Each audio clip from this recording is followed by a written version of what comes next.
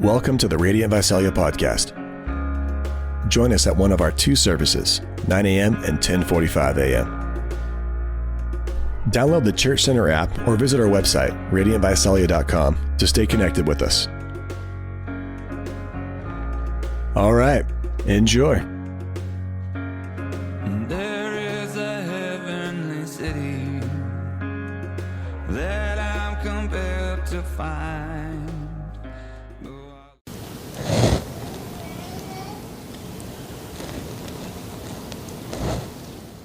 Patience.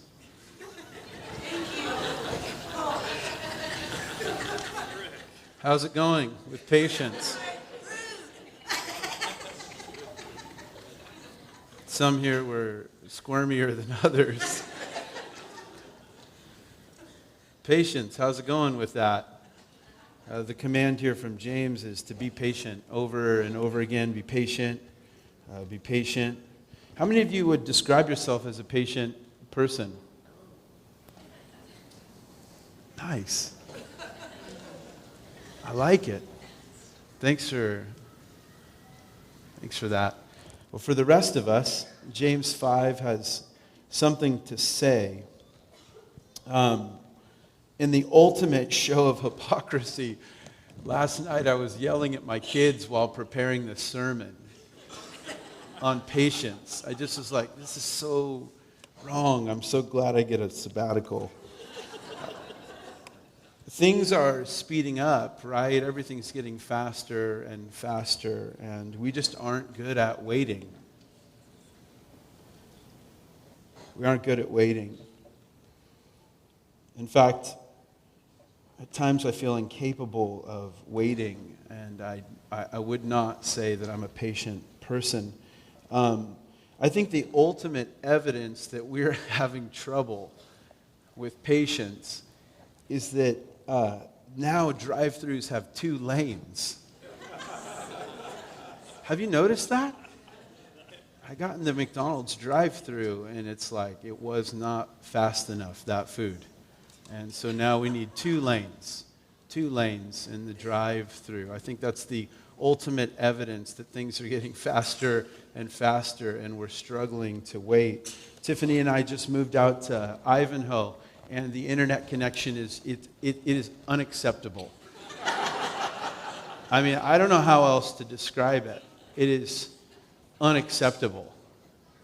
I mean, it's so frustrating to just watch something spin while your innards are spinning. It's like just, oh man, just load. What's funny to me is that what I know to be unacceptable now was our reality just a few years ago. And I would bring you to my house in Ivanhoe now and go, see, this is unacceptable. But I probably would have taken you to my house 5 years ago and gone, see? I would have bragged about it. Look how quick our connection is. It's unacceptable, but it was our reality just a few years ago. And so we got encouraged last week not to hoard, and it's only a matter of time before we expect that and are entitled to that. And everything's getting faster and faster, and I fear that we are unable to wait. James is calling us to patience, which is, in biblical terms, long-suffering. I can see why we did away with that word and found a better one, patience. Last week we dealt with the previous verses, which are a rebuke of wealthy landowners who are oppressing and mistreating the poor. And the Christians in the church are being mistreated.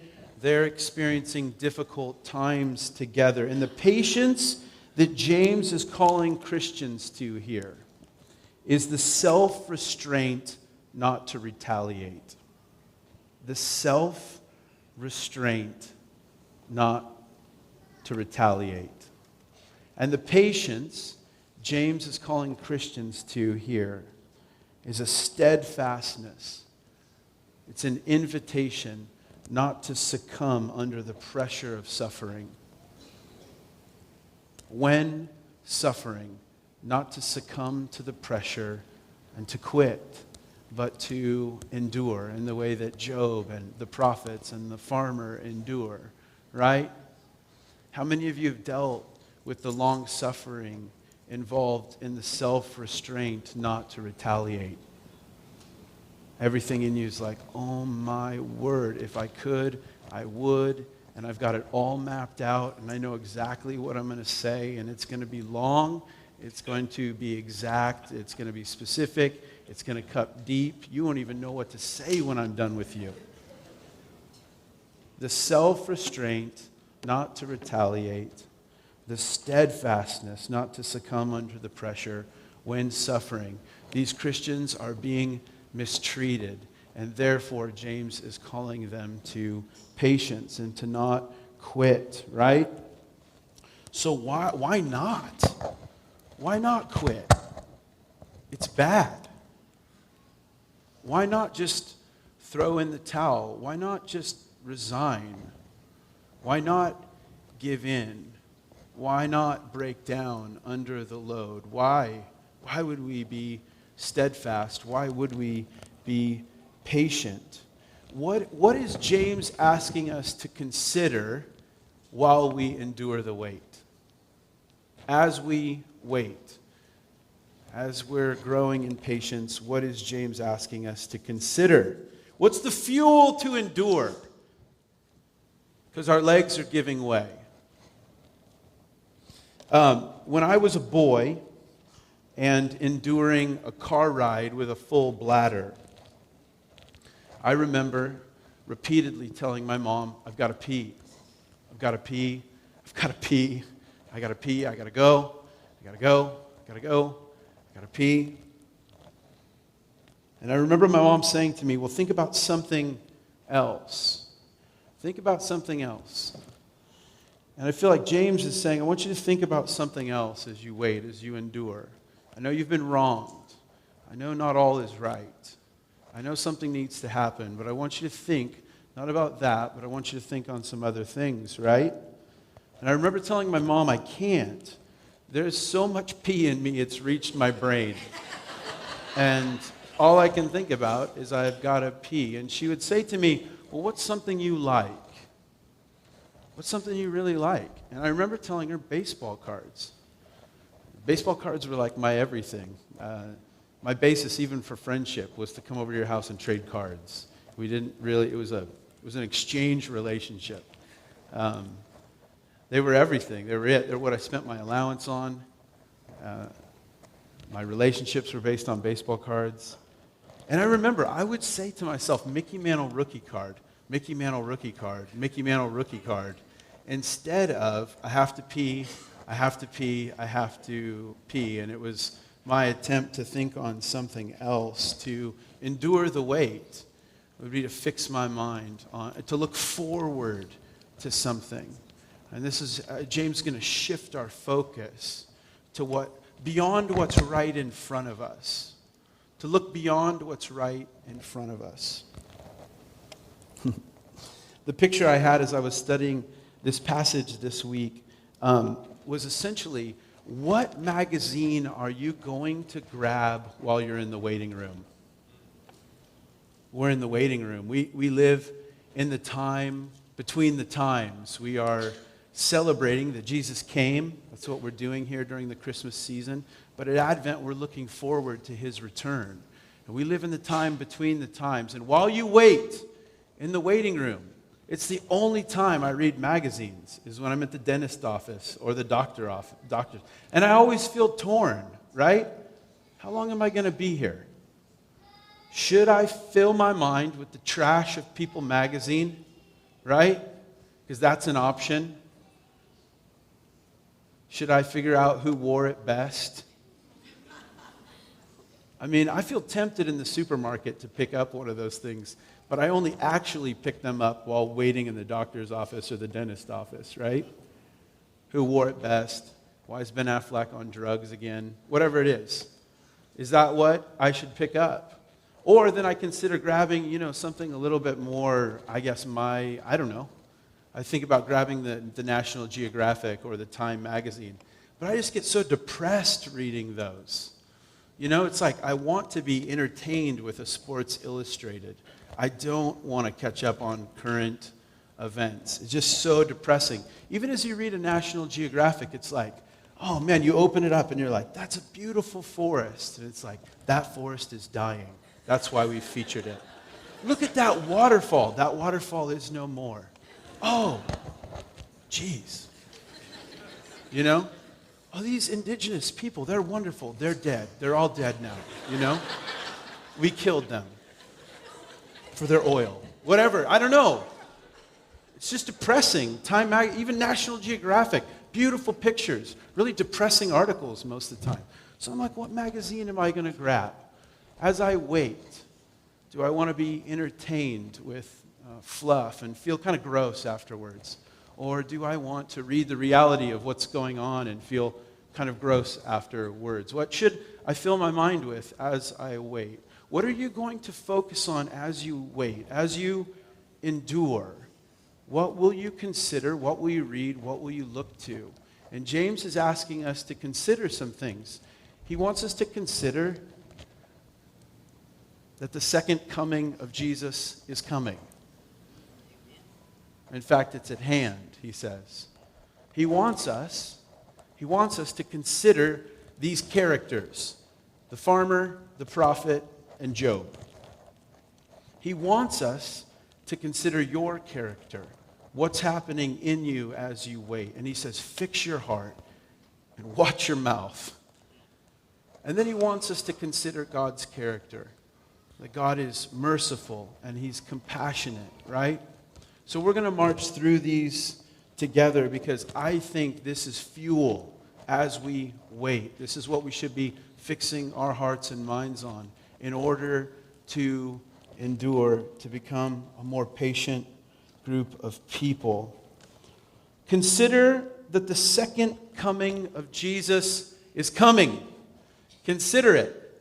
Not just at Advent, but when you're being mistreated, when you're suffering, when you're having to be patient. It's only in difficult times that we begin to think about Jesus coming back. It's only in difficult times that we start to think about Jesus coming back. No one at the end of a great day goes, you know what, this has been an amazing day. You know what would cap this off? You know what would make this day just perfect? Jesus coming back. It's only in difficult times. It's only when we're suffering. It's only in desperate times that we begin to cry out. Trouble breeds trust. It's only in those times, those desperate times, those I woke up and I feel sick in my stomach before the day has even started. It's in those times that we begin to look forward and say, Maranatha, come quickly. Can we just leave this behind? I'm done. Hasten your coming, Lord. Come back quickly. What comes when he comes? Why would we want him to come? Why should we be looking forward to his appearing? Well, when he comes, the struggle is over. His foes will be defeated. The opposition will end. The struggle that is very real will be over. Suffering will be a thing of the past when he arrives. That's why this word to the church would have brought so much comfort and so much joy and so much expectancy. And when he comes, we should expect a new heavens and a new earth to come with him.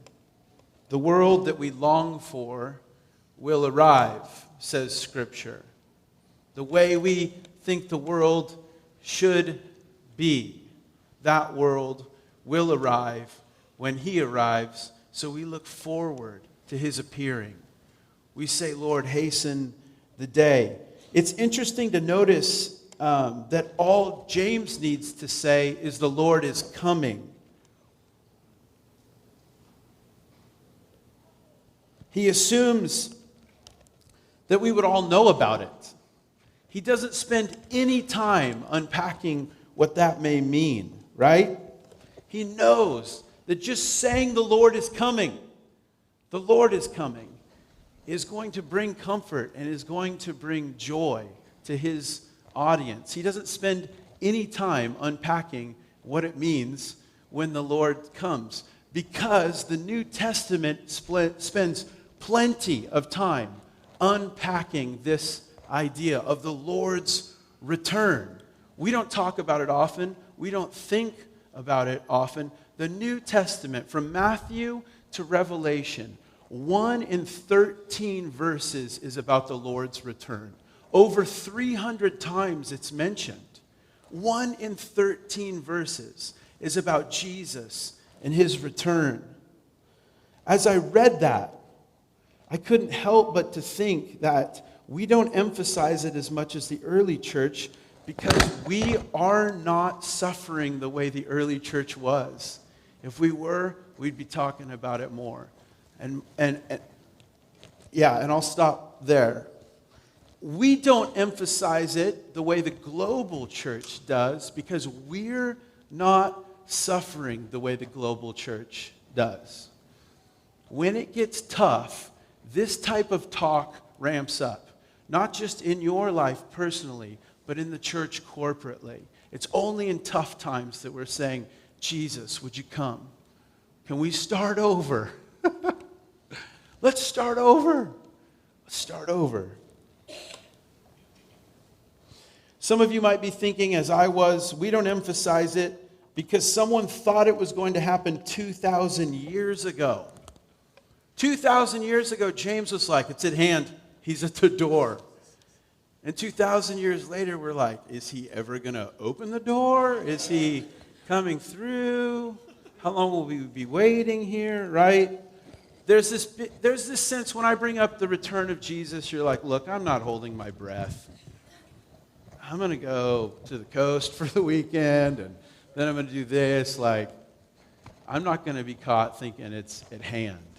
I'm going to go about my life, and we'll see how it works out. Unfortunately, there's just loads of parables that address that attitude towards his return. They're scary. You could read them if you want. But I was so helped by Peter. This type of scoffing about the Lord's return is not new. Even in Peter's lifetime, he was dealing with people who were like, oh yeah, right, Jesus is coming back. Cool, can't wait. This is what Peter says. This is 2 Peter chapter 3. This is now the second letter that I'm writing to you, beloved. In both of them, I'm stirring up your sincere mind by way of reminder that you should remember the predictions of the holy prophets and the commandment of the Lord and Savior through your apostles. Knowing this, first of all, that scoffers will come in the last days with scoffing. Following their own sinful desires, they will say, where is the promise of his coming? For ever since the fathers fell asleep, that's a good word for the fathers in this church. I feel like you're usually the ones who are asleep, including my own dad. For ever since the fathers fell asleep, all things are continuing as they were from the beginning of creation. Nothing's changed. Everyone's talking about how radical it's going to be when he returns, but I don't see anything shifting. For they deliberately overlooked this fact, that the heavens existed long ago, and the earth was formed out of water and through water by the word of God, and that by means of these, the world that then existed was, what? Deluged with water and perished. But by the same word, the heavens and earth that now exist are stored up for fire, being kept until the day of judgment and destruction of the ungodly. But do not overlook this one fact, beloved, that with the Lord 1 day is as 1,000 years, and 1,000 years as 1 day. The Lord is not slow to fulfill his promise, as some count slowness, but is patient toward you, not wishing that any should perish, but that all should reach repentance. But the day of the Lord will come like a thief, and then the heavens will pass away with a roar, and the heavenly bodies will be burned, up and dissolved, and the earth and the works that are done on it will be exposed. Since all these things are thus to be dissolved, what sort of people ought you to be in lives of holiness and godliness, waiting for and hastening the coming of the day of God, because of which the heavens will be set on fire and dissolved, and the heavenly bodies will melt as they burn. But according to his promise, we are waiting for new heavens and a new earth in which righteousness dwells. We don't have time to spend our entire time talking about the second coming of Christ, but just a few things I want to point out from this passage. If you're here and going like, look, I'm not holding my breath. In fact, this isn't helping me wait at all. Like, you want to help me wait by talking about waiting? It's not helping. I want you to consider that this passage says that God is not slow in keeping his promise. He has not forgotten. When someone misses your lunch appointment, you think they must have forgotten. When someone doesn't show up to your early morning prayer time, we just think, oh, they must have overslept. He is not slow, and he has not forgotten, and he will keep his promise. The other thing that this passage says is that his time scale and ours are not concurrent. Like, we can't synchronize watches with God. So good luck with that. The third thing is that what we call delay is outward evidence of God's merciful longing that everyone would be ready and that none would perish. If he's holding things up, he's holding things up because he longs that everyone would come to know him. The fourth thing that you should know is that scoffers will scoff. Haters gonna hate. The fifth thing is that Jesus will come like a thief in the night. He will come when you don't expect it. And the sixth thing would be, what I would add is just don't get caught with your pants down. That's the point. Jesus will come as a thief in the night. Be ready. Be ready. Be ready. We have been summoned to a constant state of readiness concerning Jesus' second coming. When we talk about the return of Christ, we are talking about the very next thing on God's prophetic timetable. How long? Next. It's the very next thing on his timetable. Well, aren't there all these other signs? Yeah, all these signs come because what's coming next is the return of Jesus Christ. And I think when we think about the end times, some of us are like, I don't want to think about that. I don't want to think about the guy on TV with graphs. I don't want to think about this fire, hell, and brimstone. I don't want to think about that. This isn't about graphs. And this isn't about a timeline for the future. This is about his people preparing him room and being ready. This is about readiness in his church, holiness in his church. That's what this is about. This is what he's calling for. Not for us to look forward to any other appearing other than his appearing. I wonder who the Antichrist. Me too. Me too. We are looking forward. We are longing for his appearing when he makes himself present. The judge is at the door is what he says. And we know what that means. The judge is at the door. What does that mean? Travis, someone's at the door. That is my wife saying, put pants on. Someone's at the door, put your pants on. You're not ready to answer the door. How many of you ever been caught vacuuming? You know, you're like, oh man, we got to get the house ready. Ding dong. And they're like in the window. And you're like, hey, I was hoping to have this done a little bit earlier. But I'm just going to keep hoovering. That was a rip. Just trying to help. How many of you, if you ever been caught, you're like yelling at the kids, like, no, I said to clean it up, you know, and then you see them at the door and you're like, hey, come on in, Tish, you know, whatever. dish. I don't know where. Come on in, Be ready. Be ready. We are charged to a constant state of readiness, that we would prepare him room, that we would know that he was coming, that we would look forward to his coming. Why? Because there's going to be an inspection? No.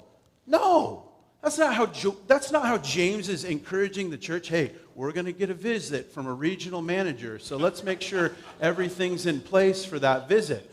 No. The way that a kid looks out the window longing for his relatives to come for the holidays.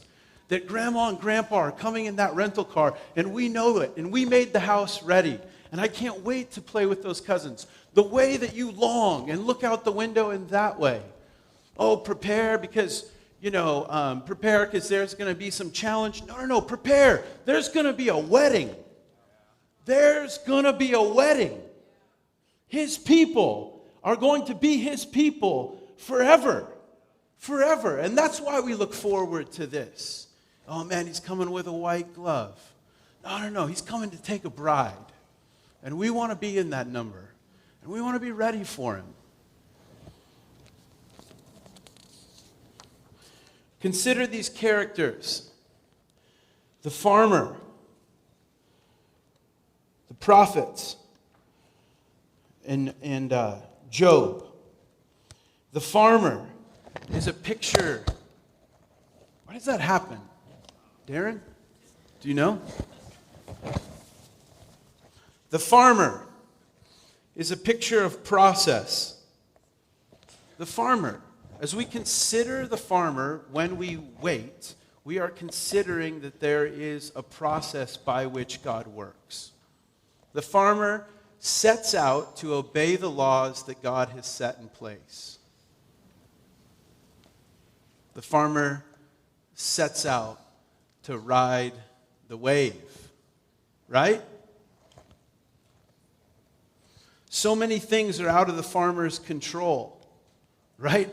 I mean, can I get an amen from the farmers? Like when the rains come, man, don't we wish we could control that? Like what the state of California decides, man, don't we wish we could control that? There's so many things out of their control. But there's not a passive resignation in the farmer, right? There's not this, well, whatever, we can't control the rain, and who knows what the state of California is going to do or say, and so we're just going to passively sit back and we're going to resign. No. There's a patient expectation. He steps forward because there are some things you can control. There are some things you can control. The rains will come and the process will take place. And in submitting to God's process, we're going to endure stressful times. But we then trust in his hidden timetable. We will endure stressful times when submitting to his process. Just like the farmers here are enduring right now a stressful time. I wonder when there's going to be something other than sun in the forecast. When will those rains come? You can't bite your nails and insist that you have fruit in the middle of the process. No, pick it now, harvest now. No, you have to submit yourself to the process. And requiring that there be a harvest halfway through is foolish, right? There's a process. And in that process of waiting, I just want to ask you two questions. Right now, some of you are waiting. You're waiting for a son to come home. You're waiting for a daughter to come to her senses and break up with him. You're waiting for a report from the doctor. You're waiting to see how this new job is going to pan out, but right now you're having to persevere. Here's the question. What's your part? And what's God's part? What's the thing you're supposed to do? And what's the thing that he's supposed to do? Because I think we kill ourselves in this process trying to play his part. You can't bring the rains with all your rain dances. Doesn't matter what kind of smoke signals you send up. You can't control those. What's your part? What's God's part? The prophets. The prophets, this is crazy. The prophets are in this passage a picture of privilege. We considered them blessed. Some of your translations say, we considered them happy. We considered them happy. We saw that they went through quite a bit of privilege, quite a bit of pain, but in the end, we think that these prophets are privileged, that God's smiled on them, and that's how we think about our prophets, right? Their call included a call to suffer, but we considered them #blessed. Expect that in the Christian life, you will experience the sort of suffering that will require patience. I know that sounds dumb. You will in the Christian life, if you've been called by God, you will experience in the Christian life the sort of suffering that will require patience. I know you're like, no duh. Next time you're suffering, say that to me. Because every time it happens, I'm like, what did I do to deserve this, God? Have you forsaken me? You know, it's like every time we're surprised by the fiery trial. And he's like saying, consider the prophets. They were called by God. God smiled on them, and they suffered. They suffered not because they did something wrong. They suffered because they were doing something right. That's why they suffered. So don't be surprised when you experience things, a suffering that requires you to exercise patience, right? They were privileged people, but they were not protected from the strains of life. Read about any one of them. Any one of them. They were privileged. They were not protected from the strains of life. In fact, I would say, if Daniel wasn't deported, we wouldn't know about him. If he hadn't suffered, we wouldn't know about him today. It was infused in his call, was this call to suffer. Stephen, when preaching a sermon that got him killed in the book of Acts, he said, which one of the fathers did you not persecute? Which of the prophet did your fathers not persecute? Give me one. Give me one guy you didn't hate on. Yet we considered them privileged, blessed, happy, like as if God smiled on their lives, right? Hebrews 11, some were tortured, refusing to accept release, referring to the prophets, so that they might rise again to a better life. Others suffered mocking and flogging and even chains and imprisonment. They were stoned, they were sawn in two, they were killed with the sword.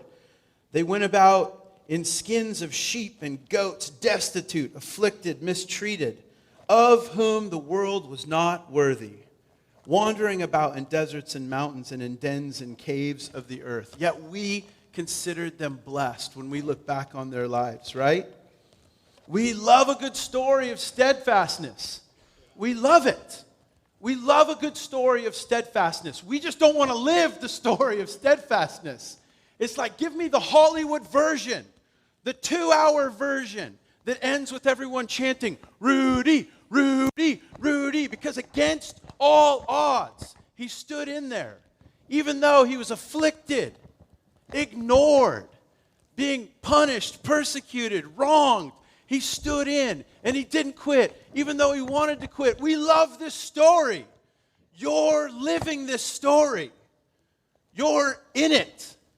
Consider Jesus who lived it. Consider the saints. Consider the prophets. Consider the cloud of witnesses that are going, Jill, Jill, Jill, Jason, Jason, Jason, chanting, because it's our time to live this.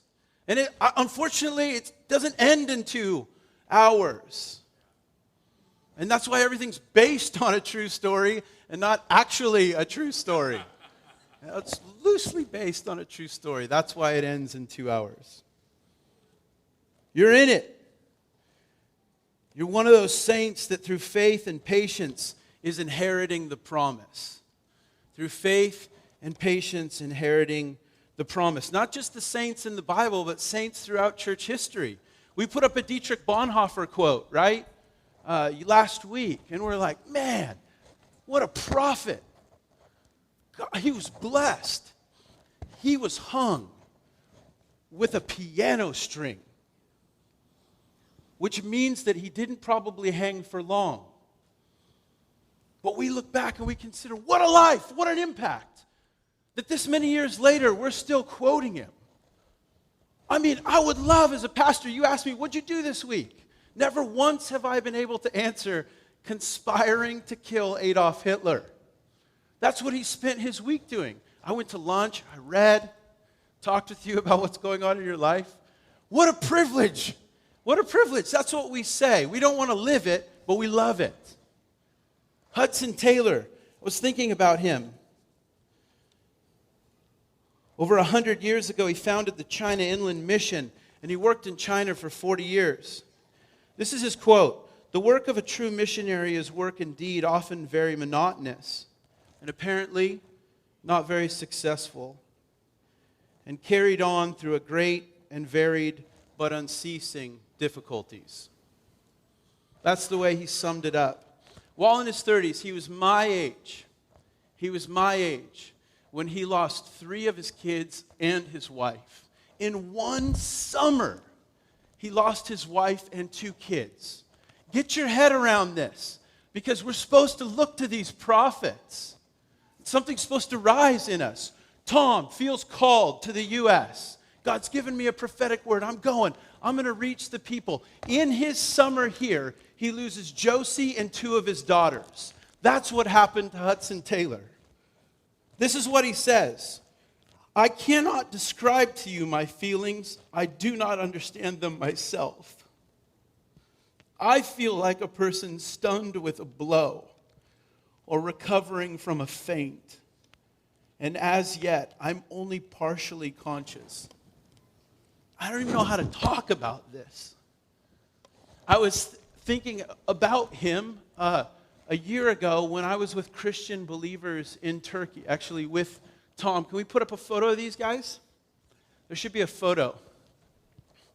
These 2 guys are currently pastoring in China. We were asked not to get their names, not to take photos with them, and not to talk about them. And here's a photo, and I'm about to talk about them.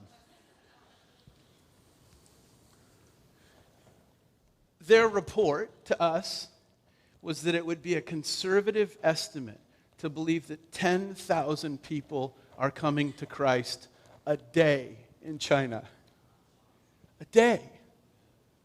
And then they started to talk about Hudson Taylor and the cost that many missionaries paid to bring the gospel to China. And they said with their mouths, we're willing to suffer to do the same. And so these 2 guys, after they met with us in Turkey, were going to Baghdad to talk about how Chinese missionaries could plant the gospel in Iraq. Because so many had suffered to bring them the good news, they were ready to suffer. And I remember I was just sitting there thinking, like, I would love to be there when this report was brought to Hudson Taylor,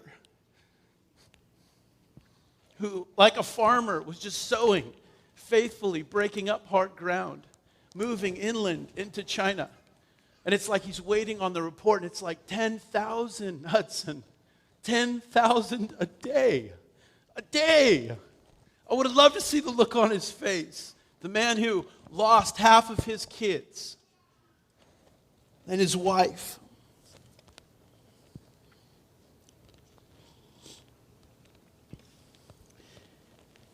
It's privilege and it's pain, but it's always more privilege than pain with Jesus. With Jesus, it's privilege and pain. It's always more privilege than pain. As a mom, you got to remember this. It's more privilege than pain. As a dad, no matter what you're aching about and walking through, it's more privilege than pain. As a teacher, it's more privilege than pain. As a believer, it's more privilege than pain. We consider the prophets blessed and happy.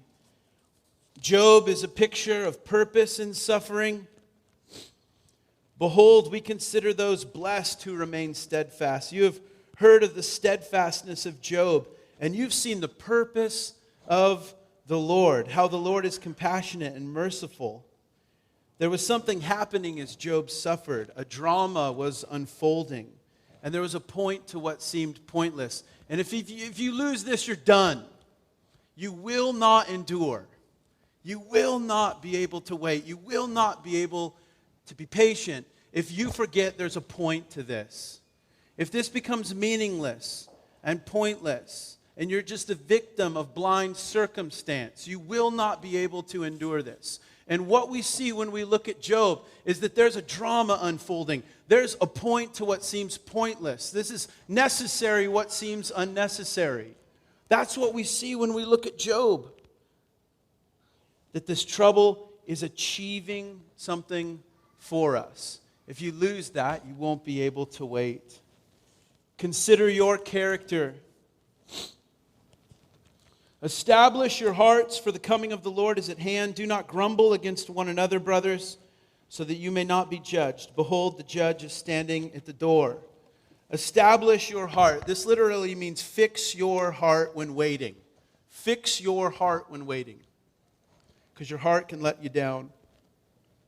The same verb here is used in Luke 9:51 when it says the days drew near for him, Jesus, to be taken up. That is, he's headed to the cross. And he says he set his face to go to Jerusalem. He set his face. Fix your heart. Establish your hearts. This is what I'm going to do. This is how I'm going to finish. This is what's going to be said of me. I will not resign.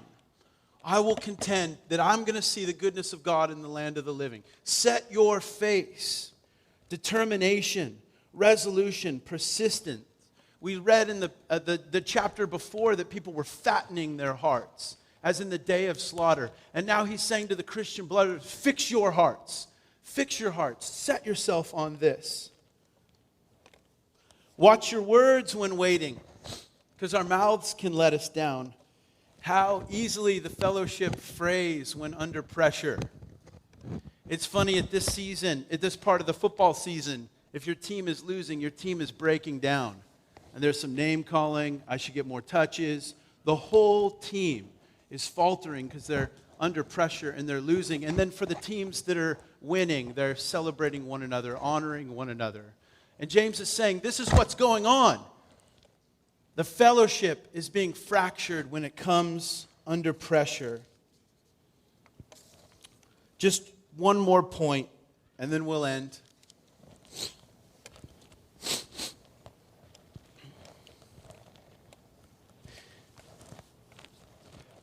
But above all, my brothers, do not swear either by heaven or by earth or by any other oath, but let your yes be yes and your no be no, so that you may not fall under condemnation. He's saying, don't swear an oath, just be a straight talker all the time.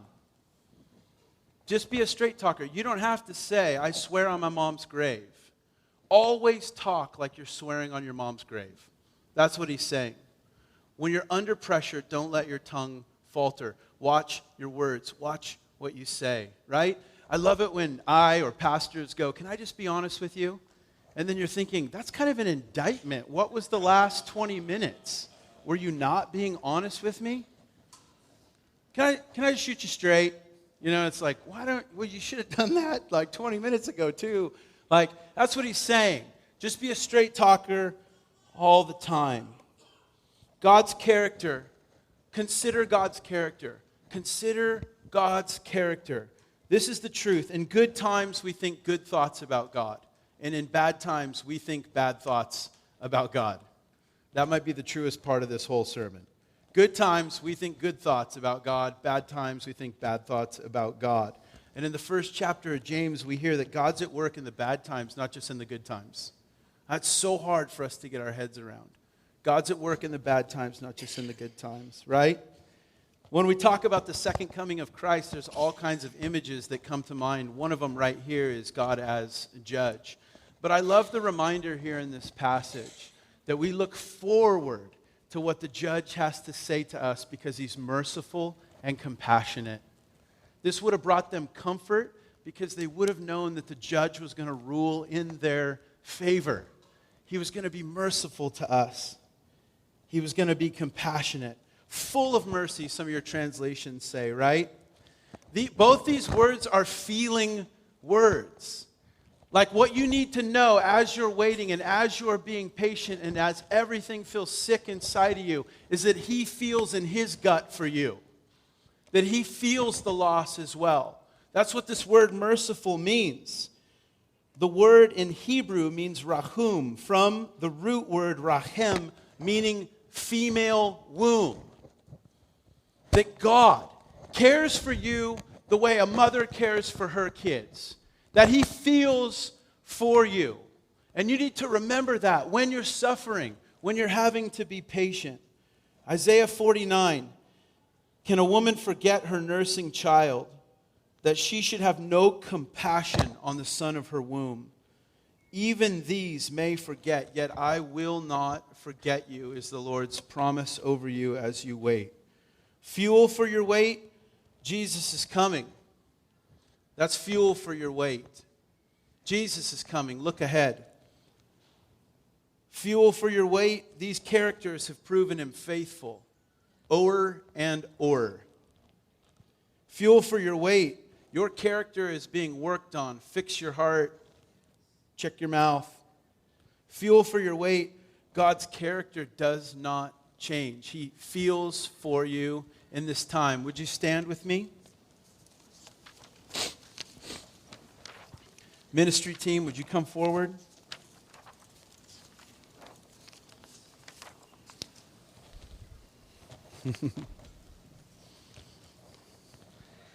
Of course, a sermon on patience is going to require patience. Lord, thanks for those that are serving the kids.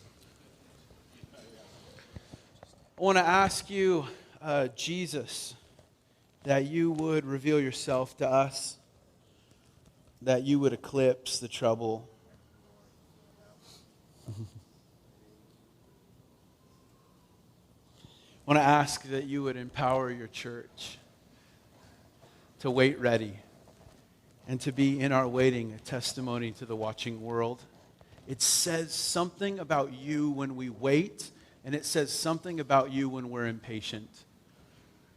We say that you're sovereign, we say that we trust you, and then we act differently. And we're asking for help. Help to stand up under the weight that's on our shoulders. Help to persevere. Help to be patient. Produce that fruit of the Spirit in us. That this love that invades our fear would be patient. In Jesus' name, amen.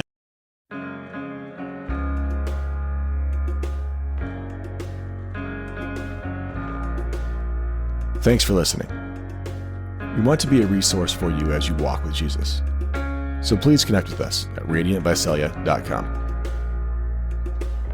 Until next time.